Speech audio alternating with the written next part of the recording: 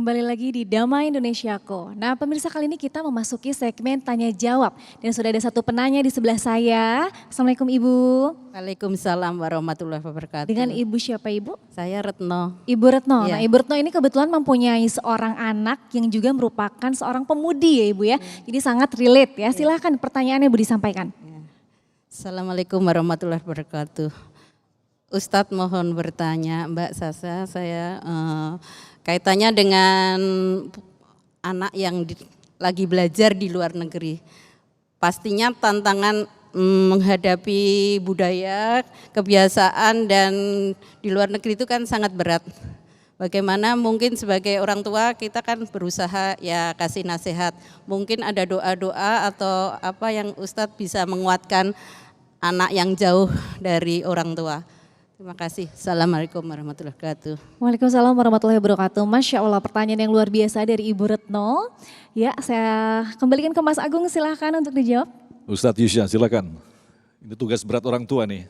Iya, hampir semua orang tua juga melihat keadaan saat ini deg-deg asik melihat adanya fenomena-fenomena yang kadang di luar nalar kita.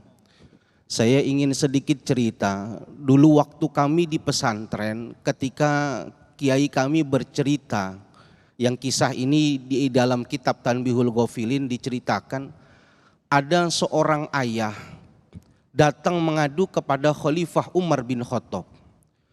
Ayah ini bilang, wahai Khalifah, saya ingin melapor anak saya sudah menjadi anak yang durhaka kepada diri saya. Anak saya sudah berani kepada diri saya. Maka Khalifah Umar mendengar jeritan ayah itu kaget, kok bisa ada seorang anak sampai bapaknya sendiri melapor sudah menjadi anak durhaka. Ditanya apa yang dilakukan oleh anakmu? Anak saya berani menempeleng kepala saya. Dulu kami mikir ini sebuah perkara yang udah lebih parah nih. Tapi sekarang ibu mohon maaf, ambil ibrah, ambil pelajaran, silahkan buka, bukan fitnah. Di daerah Lampung Utara, seorang anak minta uang kepada ibunya untuk membeli rokok. Ibunya nggak kasih karena pengen menjadikan anak ini pemuda yang mandiri. Anak ini salah paham, nggak sabar, ambil pisau, ibunya dibunuh. Gara-gara rokok. Ibu pergi di daerah ke Cilacap, Jawa Tengah. Seorang ibu anaknya minta dibelikan sepeda motor supaya bisa berjalan dengan teman-temannya, malu nggak punya sepeda motor. Ibunya nggak punya uang, belum bisa membelikan. Anaknya nggak paham kondisi, ke dapur ditusuk, dibunuh. Ke Kendal, Jawa Tengah ada seorang anak perempuan yang katanya halus hatinya, tapi tega menuntut ibu kandungnya di pengadilan karena urusan daripada harta warisannya. Ini yang membuat kita orang tua jadi takut. Jadi takut. Ini kenapa bisa begini? Oleh karena itu adakah Ustadz doanya agar anak-anak kita menjadi anak-anak yang soleh? Selesai sholat jangan lupa kita membaca Rabbana hablana min azwajina wa zurriyatina qurrata a'yun waj'alna lil muttaqina imama. Yang kedua ibu baca Rabbila tazarni fardau wa anta khairul warisin. Ini ibu mah hafal tapi pas doa mah lupa. Betul apa enggak? Betul apa enggak? Doanya mah gacoan tapi lupa pas doain anak. Oleh karena itu penting doa orang tua untuk kebaikan anak. Ibu yang bisa mendidik anak menjadi anak yang baik, berbakti, menjadi penerus bangsa yang bagus. Rasul memberikan jaminan kepada ibu bapak semua. Rahimallahu walidan a'ana waladahu ala birri. Allah senantiasa merahmati kepada orang tua yang membantu anaknya untuk menjadi anak yang berbakti kepada dirinya, berguna bagi nusa dan bangsanya. Oleh karena itu ibu, jangan jauhkan anak kita dari pendidikan agama. Dengan agama inilah bisa memfilter keadaan anak-anak kita hingga tidak bisa melakukan perbuatan yang di luar batas kemampuan kita. Rabbi habli minas shalihin. Ustadz Yusya, ada sedikit tambahan. Tadi dijelaskan tentang anak yang durhaka kepada orang tuanya. Lantas bagaimana tanggapan Ustadz tentang orang tua yang juga durhaka terhadap anaknya? Itu kan ada itu, kategori itu. Ibu hadirin yang dimuliakan Allah, dari kecil Kita sering mendapatkan gambaran dogma, pemahaman seorang anak wajib patuh kepada orang tuanya, harus berbakti kepada orang tuanya. Kita paham dan kita ingat terus. Tapi yang perlu kita ingat, kewajiban orang tua terhadap anaknya tidak kalah pentingnya seperti kewajiban anak kepada orang tuanya. Maka Khalifah Umar mengatakan ada 3 kewajiban orang tua yang harus dilakukan terhadap anaknya. Apa itu? Yang pertama nih kata Khalifah Umar, mastanjabani ummah. Seorang laki-laki sebelum dia menikah, sebelum dia menjadi seorang ayah, sebelum dia memiliki anak keturunan, mastanjabani ummah, wajib dia memilih perempuan manakah yang terbaik untuk anak-anaknya kelak. Cari perempuan dari perempuan yang solihah akan menghasilkan anak-anak yang solih dan solihah juga. Jangan ngelihat asal cakep doang, itu filter. Ini ngelihat bemper besar ini. Yang kedua apa? Kewajiban wa yuhassin ismahu idza wulida, memberikan nama yang baik bagi anak 3. Yang ketiga adalah mengajarkan agama untuk bisa memahami bagaimana caranya anak ini berbakti kepada orang tua. Masya Allah, terima kasih Ustadz Yusa. Selanjutnya pertanyaan dari Ibu Embai. Syasha mungkin bisa pertanyaan selanjutnya Ibu Embai. Ya baik. Mas Agung, saya sudah membawa penanya berikutnya di sini dengan Baik, Ibu silakan. Emai, Ibu. Ibu Embai. Ibu Embai, silakan pertanyaannya Ibu disampaikan. Assalamualaikum warahmatullahi wabarakatuh. Saya dengan Ibu Embai dari MT Umahat Muslimat Jakarta Permai. Begini Pak Ustadz ya, sekarang ini kan marak ya untuk LGBT-nya ya. Bagaimana untuk kita, karena takut ya kita sebagai orang tua untuk menghindari anak-anak kita ini pergaulan dari LGBT. Terima kasih Pak Ustadz. Assalamualaikum warahmatullahi wabarakatuh. Waalaikumsalam warahmatullahi wabarakatuh. Baik, Abah Raud, ini menarik sekali nih. Anak-anak kita terlahir dalam era yang berbeda. Salah satunya adalah ujian tentang LGBT. Abah, silakan. Pertanyaan yang cukup bagus dan ini terjadi di mana-mana sekarang. Bapak Ibu sekalian yang dirahmati oleh Allah Subhanahu wa Ta'ala, saya ingin ngambil cerita satu keluarga yang sangat luar biasa yang telah mendidik anaknya dengan begitu baik. Keluarga siapa? Keluarga Nabi Ibrahim alaihissalam.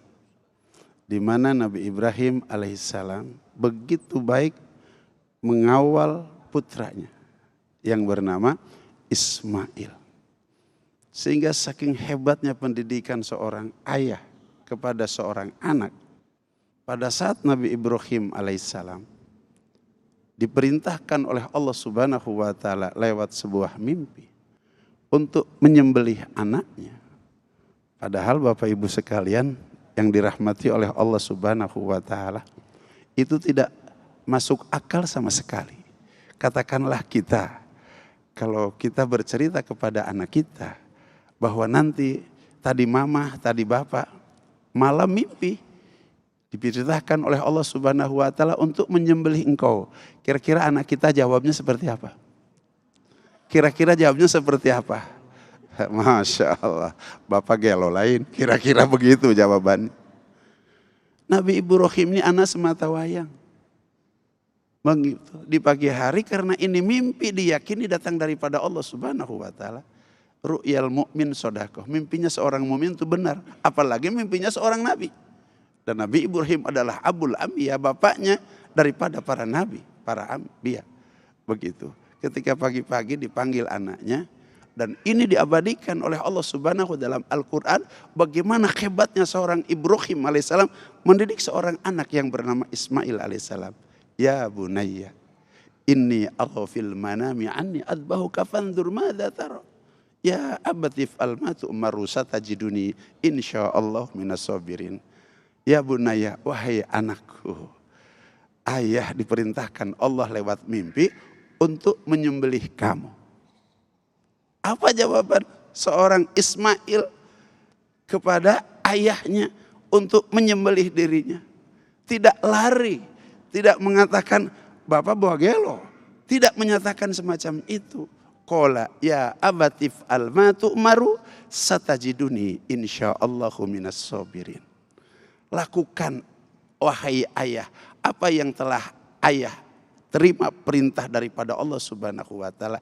Insyaallah Ismail menerima semuanya ini dengan penuh kesabaran. Ada sesuatu yang sangat menarik. Ketika ada jeda di mana Nabi Ibrahim sedang memotongkan pedangnya ke leher Nabi Ismail alaihissalam. Padahal pedang itu sangat tajam.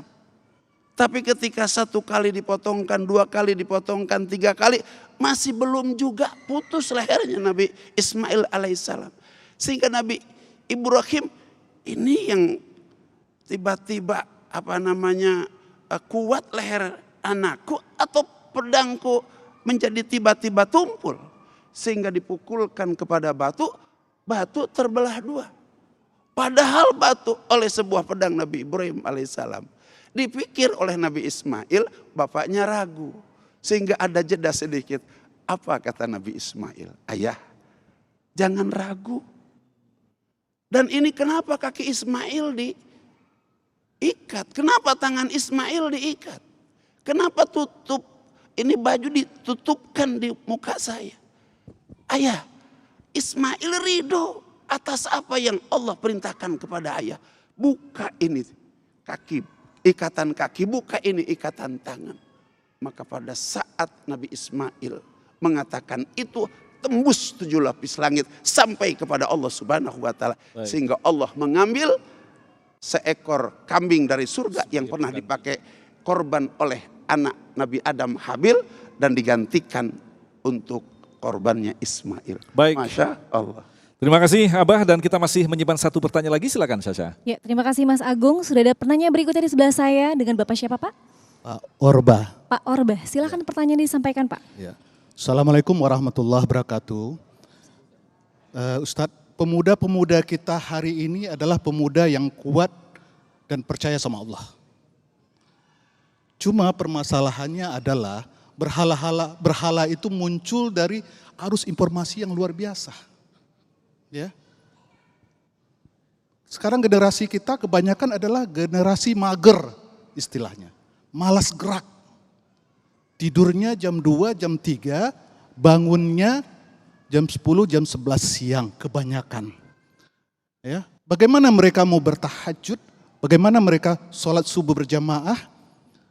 Ini orang tua betul-betul harus kekeh. Nah, mohon nasihatnya Ustadz, bagaimana supaya anak-anak kita ini jangan jadi generasi mager. Mager, malas gerak, tidur terlalu malam, jelas ini akan merusak daripada neuron-neuron otak-otak dan kesehatannya. Dan ini akan merusak daripada generasi kita, generasi pemuda Islam kita. Mohon masukannya para Ustadz. Terima kasih. Assalamualaikum warahmatullahi wabarakatuh. Waalaikumsalam warahmatullahi wabarakatuh. Terima kasih Bapak. Pertanyaan yang luar biasa tentang anak yang mager, yang mungkin dipengaruhi juga dengan teknologi saat ini ya Ustadz ya. Nah, akan dijawab oleh para narasumber kita di segmen selanjutnya. Usai jeda, sesaat lagi pemirsa tetap bersama kami di Damai Indonesiaku.